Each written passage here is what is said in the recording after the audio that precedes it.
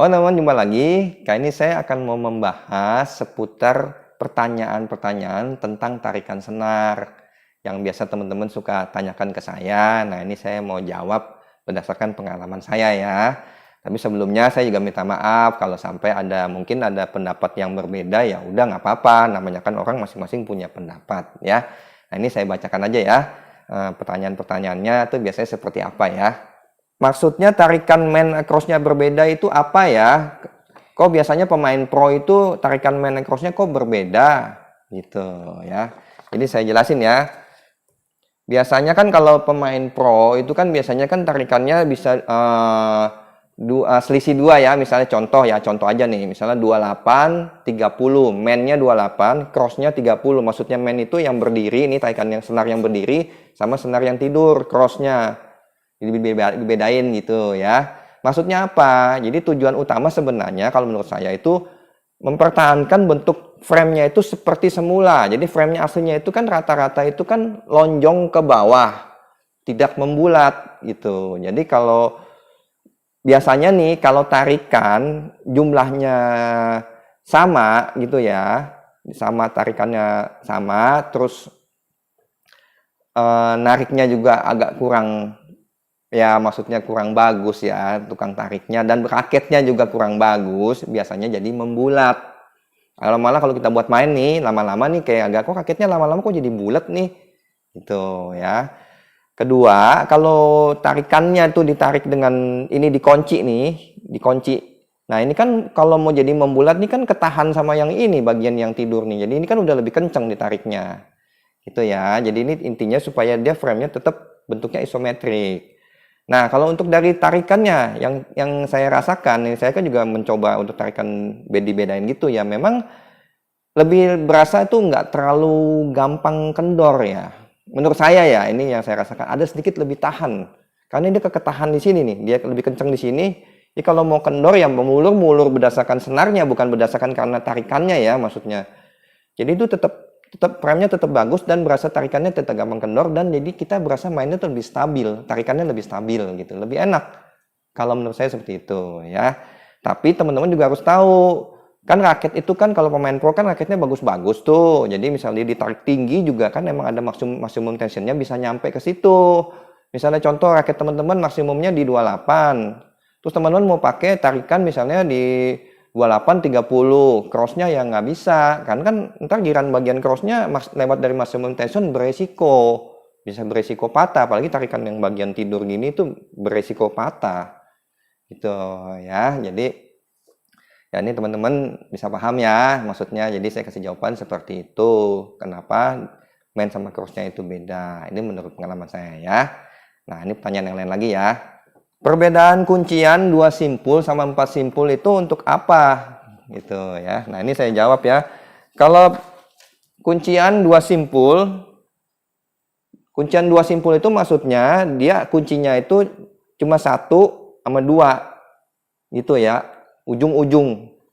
Ada lagi kalau 4 simpul, jadi dibagi 2. Bagian ini nih, bagian yang mainnya yang berdiri nih, sama yang crossnya itu ini dibikin 2 gitu ya. Jadi kunci atas permulaan sama kunci setelah selesai sama, ini kunci atas sudah selesai. Jadi intinya ada 4 iketan, itu namanya 4 simpul ya, teman bisa ngerti ya. Itu tujuannya. Memang kalau 4 simpul yang saya rasakan ya, 4 simpul itu biasanya tarikannya akan terasa lebih kencang, nggak terlalu gampang kendor. Pada saat lama-lama kita pakai tuh dia lebih tahan biasanya ya kalau 4 simpul. Kalau 2 simpul agak lebih gampang mulur. Maksudnya kalau udah lama-lama kita pakai tuh akan berasa lebih gampang mulur tarikannya ya. Jadi emang intinya kalau 4 simpul itu nggak tahu berasanya memang tarikannya lebih kenceng gitu ya. Tapi ada yang nanya juga, kok tarikan 4 simpul kok suka gampang putus ya Om? Ya itu sih saya nggak tahu, mungkin karena tarikannya mungkin masih tetap kencang apa gimana ya, saya nggak tahu gitu. Tapi kalau ditanya ke saya biasanya apa? Kalau saya sih biasanya tetap tarikan 2 simpul kalau saya ya. 2 simpul karena emang segini, maksudnya gini teman-teman. Setiap orang tuh nggak selalu mesti patokan mesti 4 simpul terus mesti jadi 2 simpul jelek, enggak. Masing-masing punya cocok-cocokan. Nah, teman-teman harus tahu, oh biasanya saya udah ketemu nih, saya cocoknya di 4 simpul, tarikan misal contoh di 28 gitu. Ya udah teman pertahanin aja itu gitu. Kalau saya contohnya cocoknya di 2 simpul di 28 gitu. Nggak apa-apa, emang cocoknya gitu. Kalau kadang-kadang berasa kalau 4 simpul kayaknya raketnya kekencengan gitu. Mukulnya kayak nggak enak gitu. Nah, itu kan masing-masing punya ya cocok-cocokan namanya gitu ya. Jadi intinya seperti itu. Jadi kalau 2 simpul sama 4 simpul, yang 4 simpul itu lebih tarikannya serasa lebih kenceng gitu ya, lebih kenceng. Tapi sebenarnya ada kekurangannya juga nih kalau 4 simpul. 4 simpul kalau senar masih baru terus dia putus, namanya main kan itu kadang-kadang ya kalau lagi nggak namanya main bisa kena di ujung-ujung kan bisa senar baru bisa putus. Itu udah susah disambung. Nah, ini saya ngomong juga nih karena saya kan bisa nyenar juga ya. Jadi itu bisa disambung. Kalau yang 2 simpul masih bisa diakalin. Jadi dia mungkin bagian crossnya ini dia yang penting bagian mainnya bagian mainnya itu jangan ada sambungan. Nah, kalau ini nanti bisa diakalin, bisa disambung gitu ya. Tapi kalau udah 4 simpul, udah putus, berarti kan jadi bisa 6 simpul. Jadi itu udah susah, udah nggak enak raket gitu. Jadi ada kekurangannya juga yang 4 simpul ya. Jadi itu aja ya mengenai 4 simpul dan 2 simpul ya. Nah, ini ada pertanyaan lagi. Senar di selang 1 fungsinya untuk apa ya? Nah, ini suka ditanyakan nih. Saya jelasin ya. Nih, ini contoh senar di selang 1 nih, kayak begini kan. Nah, kalau menurut saya, yang saya rasakan, ini saya suka selang begini hanya untuk variasi aja. Jadi kesannya raketnya tuh lebih isometrik. Kesannya kalau kelihatannya. Tapi yang saya rasakan itu hanya untuk variasi aja. Sama aja, nggak ada rasa beda. Dan kebetulan kemarin saya udah sampai penasaran nih saya nih. Saya tanyain ke teman-teman saya yang pemain pro sama pemain yang biasa-biasa yang suka juga pakai gini. Saya tanya, itu maksudnya apa? Dia juga akhirnya ngomong juga itu semua. Kalau dia orang emang semuanya ngomong itu untuk variasi aja, dia orang juga nggak merasakan ada bedanya gitu ya. Tapi ya udah, tapi kan ada orang punya teori macam-macam ya. Ada lagi nih yang punya teori nih, ininya nih bagian sininya katanya kalau ininya diselang 1, jadi sweet spotnya akan naik. Jadi dia mulainya dari sini hitungannya gitu nih dari ini ya, dideketin nih. Jadi ngitungnya dari yang sini nih, yang mulai sini, yang ini jadi sweet spotnya bisa naik. Nah kalau yang bisa naik kan bagian sini kecuali ini tidak disenar nih dua baris ini nih ya. Kalau 2 baris ini disenar menurut saya nggak terlalu pengaruh dong, kecuali 2 baris ini nggak disenar ya oke dia bisa bilang ini naik sweet spotnya gitu. Jadi menurut saya ada pertanyaan yang kecuali dia bisa buktikan dengan secara benar-benar ada yang mungkin dari labnya Yonex ya, mungkin saya baru bisa paham gitu ya. Kalau itu saya nggak gitu ngerti. Terus ada juga yang bilang supaya kalau diselang 1 supaya sweet spotnya bisa naik katanya, soalnya kalau pemain pemula itu kan katanya mukulnya masih suka ke atas gitu. Jadi sebaiknya kalau ini selang 1 jadi di atas itu masih dapat sweet spotnya. Ya kalau menurut saya kan sweet spot itu harus tetap di sini gitu loh. Ini ada di sini nih temen-temen nih. Intinya gitu, kalau kita mukulnya, berarti kan mukulnya salah. Masa kena mukulnya di sini gitu. Kalau kena di sini, itu nggak kena di sweet spot. Makanya kan teman-teman suka pengen, kalau suka lihat pemain pro kan kalau mukul sampai bunyinya menggelegar gitu ya. Kenceng, menggelegar, pokoknya bunyinya padat gitu. Pus gitu kan kalau mukul. Itu kenapa? Karena dia kenanya pas di sweet spotnya gitu. Sweet spotnya dia pas. Jadi kalau udah mukulnya salah, terus kita malah ngejasnya itu malah supaya orangnya mukul salah tetap bisa enak. Dan nanti dia kebiasaan mukulnya akan salah diterusin seperti itu. Sedangkan main badminton itu harus kebiasaan, harus yang baik dan benar mukulnya gitu. Makanya harus dirubah gitu. Kalau misalnya kita kan latihan skill ya, itu teknik supaya kita mukulnya bisa dapatnya tuh nanti secara baik dan benar gitu. Jadi kalau mukulnya udah salah kita tetap di situ aja malah ngaco nanti kesananya. Itu ya. Jadi menurut saya seperti itu ya, tapi ini kan pendapatnya saya. Jadi ya kalau orang lain yang mungkin ada pendapatnya begitu ya udah nggak apa-apa ya. Cuma nih sedikit masukan menurut saya ya, masukan dari saya maksudnya nih. Daripada pusing-pusing mikirin sweet spotnya naik, sweet spotnya bisa lebih gede, yang saya tahu mendingan teman-teman berlatih mukul yang baik dan benar, skillnya yang ditambah gitu. Jadi nggak usah pusingin ini nanti naikin, ini nanti sweet spotnya akan naik dikit. ke kiri atau ke kanan lebih lebar sedikit gitu. Nggak usah terlalu pusing itu. Yang penting mukulnya. Kalau saya main mukul, yang penting mukulnya pas. Mau frame kecil, frame gede, yang penting mah tinggal di feelingin, dipasin udah nggak masalah gitu ya. Kalau saya rasakan ya memang kalau yang selang ini memang nggak ada bedanya gitu, nggak berasa gitu. Kecuali yang seperti tadi yang saya bilang tarikan 4 simpul, 2 simpul, ikatannya maksudnya. Terus ada yang tarikan dibedakan, terus tarikan dari yang rendah sampai yang tinggi, nah, itu memang berasa bedanya gitu ya. Jadi ini pendapat saya mengenai tarikan di selang ya seperti itu ya, untuk variasi aja.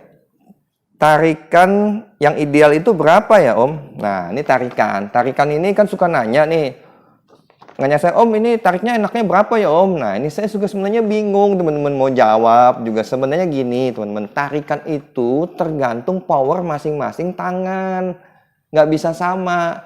Memang kalau zaman dulu itu tarikan 28 itu tarikan ideal zaman dulu ini. Tapi kalau sekarang itu makin canggih menurut saya ya, yang saya rasakan 28 itu kalau mesinnya bagus, mesin itu udah kenceng loh teman-teman. 28 aja udah kenceng. Jadi menurut saya tuh ya teman-teman punya patokan sendiri. Oh ini saya coba dulu, oke teman di 28. Kalau udah oke, rasa emang udah enak ya di segitu aja. Dan senarnya yang sama, mesin sama, tukang senarnya yang sama gitu ya. Jadi dia tanya Pak, memang sampai saat ini kalau saya ditanya tarikan ideal ya 28 gitu ya. Tapi nggak patokan bener-bener mesti di 28, tergantung tangannya dan powernya masing-masing ya. Jadi itu yang saya jawab mengenai tarikan ideal. Kalau senar tebal, ketebalan 0,70, contoh BG65 titanium, apa mesti ditarik lebih kencang? Nah ini, kalau pengalaman saya ya, dan kebetulan saya dulu waktu masih ya muda gitu ya, kan suka pakai senar ini, 65 titanium. Memang ini senar agak antik sih kalau saya bilang. Antiknya gini, ini senar kalau ditariknya agak kurang kenceng, itu pantulannya malah nggak mau keluar. Ini bagian 65 sama bagian 6 TI nih. Nggak tahu nih, saya dari dulu emang begitu. Saya makanya dulu tarikan saya dulu waktu masih muda sampai di 31 sampai 31 setengah lah ya. Tarikan saya itu baru dapet itu repulsionnya enak. Gitu, tapi tetap enak, nggak kayak papan, enggak gitu. Kalau nggak tahu nih kalau di senar ini nih gitu. Jadi menurut saya, pengalaman saya, senarnya bagian 65 sama bagian 65 TI yang pokoknya 0,70 itu biasanya mau enak tuh tarikannya di ya 29 ke atas lah ya, supaya biar keluar repulsionnya ya. Jadi itu berdasarkan apa yang saya rasakan ya. Raket getar bisa hilang nggak kalau diganti senar? Maksudnya getarnya bisa hilang nggak ya? Nah kalau menurut saya bisa ada yang hilang, bisa juga nggak hilang gitu. Kalau hilang berarti emang cara nyenarnya yang nggak bener gitu ya. Tapi ada juga emang raketnya emang getar gitu ya. Nah ini juga mau sedikit melenceng sedikit nih. Getar itu ada kadang-kadang orang nggak ngerti.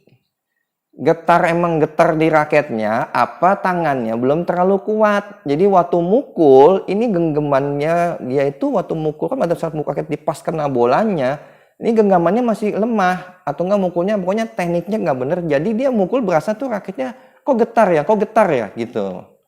Padahal kesalahannya bukan di raket, di tangannya gitu ya. Kadang-kadang ya seperti itu juga. Jadi nggak bisa selalu getar itu juga semua dari raketnya. Itu memang kalau raket yang high end karena dia lebih padat, lebih mantep, dia akan berasa jadi dia membantu. Kalau yang tangannya lemah-lemah tuh, berasa kok ya kayaknya mukulnya mantep gitu ya, lebih nggak getar gitu. Tapi kan biasanya mukulnya mantep nggak ada, tapi kalau tangannya lemah, entah giran mukul backhand sama defense udah keteteran deh, nyemes juga keteteran deh tuh. Berapa lama udah tangannya pada sakit gitu ya. Jadi teman-teman harus tahu gitu mengenai getar dan getar itu ya. Nah itu aja ya. Nah ini ada pertanyaan lagi, cari tahu gimana tarikan kalau kekencengan itu gimana Om, atau tarikan kekendoran. Nah kalau saya sih simpel-simpel aja. Kalau tarikan kekencengan itu terasa kita mukulnya kayak pakai triplek, bolanya nggak mau lari. kenceng banget gitu, bolanya nggak mau laju gitu ya kalau dipukul gitu. Udah gitu kalau kita main netting, bola kecil, bola flashing, itu nggak enak, terlalu kenceng, jadi kayaknya bolanya nggak bisa di-feelingin gitu. Ya, itu kalau terkencengan. Nah, kalau kekendoran itu sama. Jadi kalau dia bukan sama, maksudnya kalau kita mukul nih nyemes gitu, bolanya mukulnya kapan, bolanya baru mau lari kedua gitu, bolanya juga kayak nggak pas di ininya gitu, kayak rada-rada lari, nggak pas di titik yang kita mau incer gitu misalnya gitu. Pokoknya nggak enak lah kalau kekendoran juga ya. Gitu. Jadi kan berasa juga mukulnya. Udah gitu senarnya juga geser-geser kan. Biasanya kalau udah kendor kan geser-geser gitu. Gampang geser, ini geser lagi. Jadi senarnya juga banyak celahnya gitu ya. Nah, ya itu aja ya kalau mengenai tarikan kencang atau kendoran tuh gimana ya. Senar tipis nggak bisa ditarik di atas 30 lbs ya Om. Maksudnya senar tipis mungkin di bawah 0,66 ya, misalnya mungkin 0,65, 0,63 gitu ya, ke bawah gitu 61 apa yang 58 gitu ya. Kalau menurut saya sih nggak juga, tergantung senarnya juga. Kalau senarnya yang bagus sih masih bisa ya 30 ya. 31, 32 mungkin yang kalau 0,65, 0,63 masih bisa ya kalau menurut saya, tergantung mereknya juga. Tapi kalau merek yang murah-murah ya iya nggak kuat gitu ya. Tapi memang kalau senar yang tipis gitu, memang sebaiknya jangan ditarik di atas 30, 29 aja udah maksimum itu kayaknya. Karena nggak enak, pasti nggak enak kalau senar tipis ditarik kenceng-kenceng. Malah nggak keluar itu, repulsionnya nggak keluar gitu ya. Jadi mengenai tarikan kalau senar yang tipis ya, gitu. Ini jawabannya seperti itu. Senar yang udah disenar, senar baru, kalau misalnya kadang-kadang nyenarnya kok berasa kekencengan atau berasa kekendoran, bisa ditarik ulang apa enggak Om? Ya sebenarnya sih bisa aja ya, tapi itu tergantung tukang senarnya dan itu kesalahannya juga biasanya dari yang ngasih tahu apa gimana gitu ya. Bisa, yang penting ikatannya hanya 2 simpul ya. Kalau 4 simpul udah nggak bisa. Kalau 2 simpul masih bisa, cuma bagian ini nih jadi kayak selang satu dia, kali ini jadi akan selang satu. Ini kan sisa untuk narik di mesin gitu ya. Itu akan berkurang ini satu baris gitu. Masih bisa. Itu ya. Cuma kalau senarnya masih baru, tapi kalau senarnya udah lama ya udah pada genting ya nggak bisa, ditarik di mesin kan putus. Gitu ya, mengenai kalau senar apa bisa ditarik lagi gitu ya.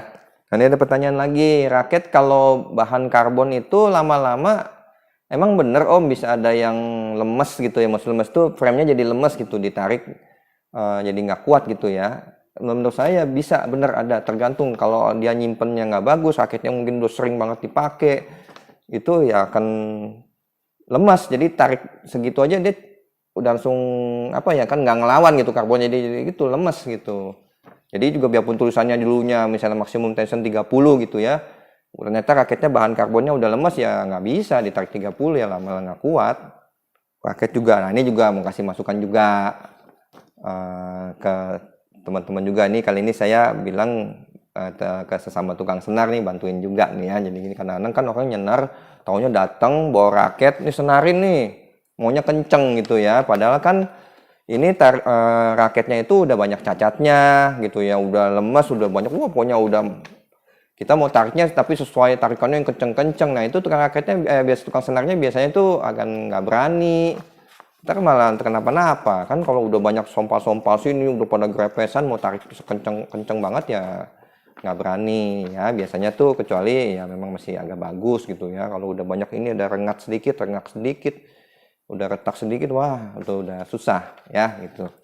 Nah ini cuma saya bisa kasih masukan, ini juga sebaiknya sih kalau raket itu kalau mau disenar juga teman-teman ya, ini buat tukang senarin, nanti mudah-mudahan tukang senar jangan marah ya. Ini senar itu sebaiknya ditarik itu satu-satu, jadi biar bagian satu ditarik satu, tarik pakai mesin, tarik lagi satu, aku pakai mesin, jangan dua baris baru ditarik sekali pakai mesin gitu. Ada yang sampai 3 baris baru ditarik sekali pakai mesin, itu akan beda. Yang bagus itu satu senar, satu tarik, maksud senar satu baris, tarik sekali. Satu baris lagi, tarik lagi pakai mesin itu yang paling benar gitu ya. Itu baru benar tarikannya real. Misalnya tarikan 28 ya di 28 jadinya bagus gitu ya. Itu aja mengenai tarikan ya. Nah, ini juga ya pertanyaan juga ada. Kalau raket kok kadang-kadang kalau buat dipukul-pukul pertama kok habis senar kok nggak enak om, mesti dipukul-pukul gitu, mesti buat main dulu baru beberapa kali enak. Betul.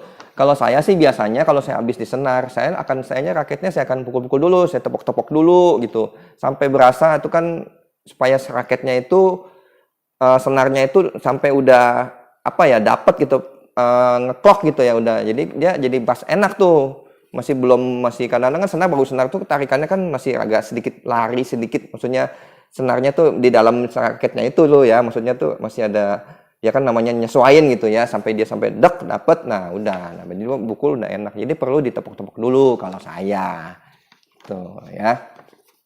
Ya teman-teman kira-kira seperti itu aja. Mungkin masih banyak lagi pertanyaan-pertanyaan yang belum saya jawab. Ini kan berdasarkan ya pertanyaan yang saya kumpulin aja ya.